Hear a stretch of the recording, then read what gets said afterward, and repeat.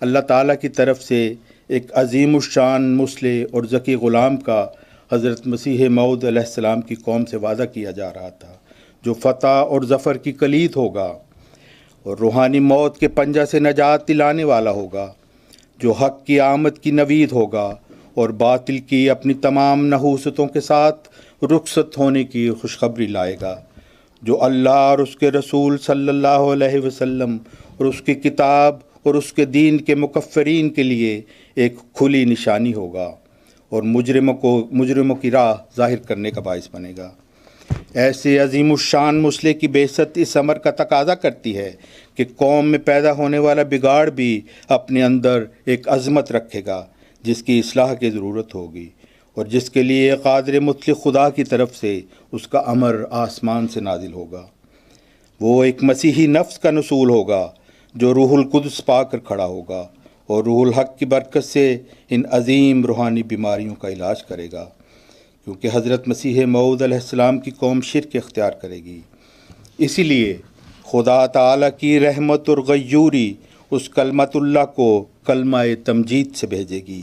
تا ایک مشت خاک کے حمد کے ترانے گانے کے بجائے اس وحد و لا شریک کی حمد کے ترانے گائے جائیں۔ حضرت مسیح موعود علیہ السلام انجام آتم میں فرماتے ہیں، میرے رب نے مجھے خبر دی ہے کہ میرا کنبہ ایک دفعہ پھر فساد کی طرف لوٹ جائے گا۔ نبی کا کنبہ اس کی جماعت ہوتی ہے۔ فرمایا، میرے رب نے مجھے خبر دی ہے کہ میرا کنبہ ایک دفعہ پھر فساد کی طرف لوٹ جائے گا اور وہ خباثت اور اناد میں بڑھ جائے گا۔ بس اسی دن رب العباد اپنا فیصلہ جو اس نے مقدر کیا ہے اس کو صادر فرمائے گا۔ بس اسی دن رب العباد اپنا فیصلہ جو اس نے مقدر کیا ہے اس کو صادر فرمائے گا۔ اس کی عطا کو کوئی نہیں روک سکتا، اور میں دیکھتا ہوں کہ وہ اپنی پہلی خصلتوں کی طرف مائل ہو گئے ہیں اور ان کے دل سخت ہو گئے ہیں، جیسے جاہلوں کی عادت ہے۔ انہوں نے خوف خدا کے ایام کو فراموش کر دیا ہے اور وہ تکذیب اور زیادتی میں بڑھ گئے ہیں۔ پس اللہ اس وقت اپنا امر نازل کرے گا جب وہ دیکھے گا کہ وہ غلوب میں بڑھ گئے، اور اللہ ایسا نہیں کہ وہ کسی قوم کو عذاب دے جب کہ وہ اس سے ڈرنے والی۔ حضرت مسیح موعود علیہ السلام کی قوم نے جو غلوب سے کام لیا، یہی غلوب اس ذکی غلام مسیح الزمان کے نزول کا باعث ہوا۔ جماعت احمدیہ لاہور نے یہ غلوب کیا کہ حضرت مسیح موعود علیہ السلام کے عظیم الشان روحانی رتبہ کو گھٹا کر ان کی نبوت سے انکار کر دیا، اور جماعت احمدیہ قادیان نے یہ غلوب کیا کہ اپنے ہاتھوں سے بنائے ہوئے شخص کو خلیفہ کا نام دے کر اسے خدا تعالیٰ کی صفات میں شریک بنا دیا، کیونکہ اللہ تعالیٰ اپنے پیغمبر اپنی ہی حکمت سے چنتا ہے۔ چنانچہ فرمایا، ذالک فضل اللہ یؤتیہ من یشاء، یہ اللہ کا فضل ہے، جسے وہ چاہتا ہے عطا فرماتا ہے، اسے کسی سرٹیفکیٹ کی ضرورت نہیں ہوتی۔ لیکن جماعت احمدیہ قادیان کے خلفاء اور علماء نے اللہ تعالیٰ کے ہاتھ باندھنے کی مذموم اور کبھی کوشش کی جو کبھی کامیاب نہیں ہو سکتی تھی۔ محمودی علماء اور خلفاء ببانگ دہل یہ اعلان کرتے پھر رہے ہیں کہ اب خدا تعالیٰ کی طرف سے کوئی مبعوث نہیں ہوگا،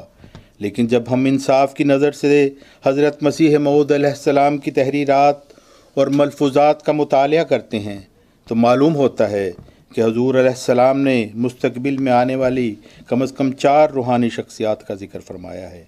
یعنی موعود ذکی غلام، 15ویں صدی کے سر پر آنے والا مجدد، روح القدس پا کر کھڑا ہونے والا، اور مسیح ابن مریم جو حضرت مسیح موعود علیہ السلام کی روحانی ذریت میں سے کھڑا ہوگا۔ موعود ذکی غلام کی خبر تو 1886 کی پیشگوئی میں دی گئی، اور مجدد کے آنے کی خبر حضرت محمد صلی اللہ علیہ وسلم کی حدیث مجددین کے تحت دی گئی، جو رسول اللہ صلی اللہ علیہ وسلم کو ایک زندہ رسول اور اسلام کو ایک زندہ مذہب ثابت کرتی ہے۔ حضرت مسیح موعود نے فرمایا کہ ہر صدی پر مجدد کا ظہور ہی اسلام کی زندگی کا ثبوت ہے، اور یہ ثبوت دوسرے کسی مذہب میں نہیں۔ کیسا ظلم عظیم ہے کہ اپنے آپ کو مسیح موعود کا خلیفہ کہلانے والے اسلام کو مردہ مذہب ثابت کرنے پر تلے ہوئے ہیں، اور مجدد کی آمد سے انکار کر کے حضرت محمد صلی اللہ علیہ وسلم کی صداقت کو بھی مشتبہ کرنے سے نہیں چوکتے۔ گردنوں پر ان کی ہے سب عام لوگوں کا گناہ، جن کے وعظوں سے جہاں کے آ گیا دل میں غبار۔ نوع انسان میں بدی کا تخم بونا ظلم ہے، وہ بدی آتی ہے اس پر جو ہو اس کا کاشتکار۔